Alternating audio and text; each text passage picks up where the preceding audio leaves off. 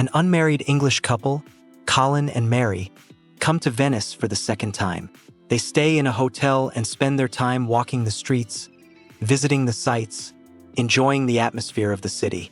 They are discreetly watched by a stranger who secretly photographs them from a distance. One evening, over dinner, Mary broaches the subject of her children from a previous marriage. After dinner, they take another walk, get lost in the maze of streets, and cannot find their way back. Late at night, they meet Robert, an elegant, friendly middle-aged man of British-Italian descent. He invites them to his bar. There he treats them to wine and tells them about himself. Robert shares personal stories about his abusive diplomat father, his sister's strange games, and his childhood. He also tells how he met his wife Caroline, the daughter of a Canadian diplomat. After the night's conversation, Colin and Mary try again to find their way back to the hotel, but without success. Mary feels ill with a migraine. They spend the night lying in the street. In the morning, the couple go to a cafe near Piazza San Marco, where Mary is still not feeling well. She wants to end her vacation and leave. Suddenly, they meet Robert again, who apologizes for what happened. He invites them to his house for dinner. The couple accepts the invitation. They are brought by water cab to Robert and Caroline's spacious, exotically decorated apartment. Inside, the house is furnished in a Moorish style. Colin and Mary relax for a while and fall asleep. Upon waking up, they meet Caroline, a frail woman with a quiet voice.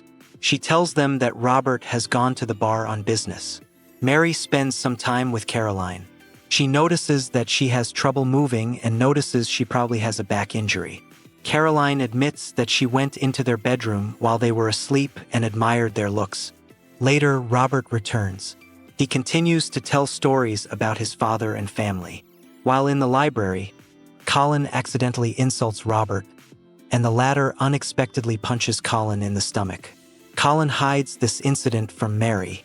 After having dinner together, the couple goes to a hotel.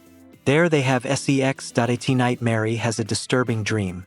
Waking up, she tells Colin that she noticed a picture of Colin at Robert and Caroline's house. Later, they go to the beach.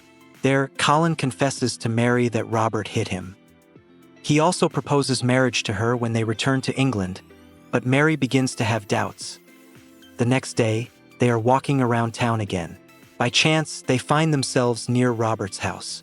Caroline, spotting them from the balcony, invites them in. She informs them that she and Robert are leaving soon for Canada to stay with her family. Robert suggests that Colin go with him to a bar for a short time. Colin agrees. Caroline stays with Mary at the house. Inside, Mary notices that the rooms are cluttered with personal belongings, as if the house is being prepared for sale. Caroline says that they plan to sell it after they return. Caroline reveals that she injured her back due to years of sadomasochistic practices she participated in with Robert. At the same time, Robert is at the bar with Colin. Robert says he is going to sell the establishment. Colin asks why he was photographed, but Robert evades answering, diving back into stories about his family.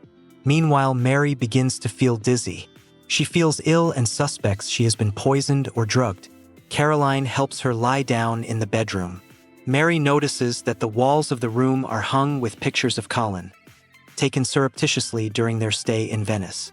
Caroline explains that Robert started following them from the beginning when he first saw them on the street.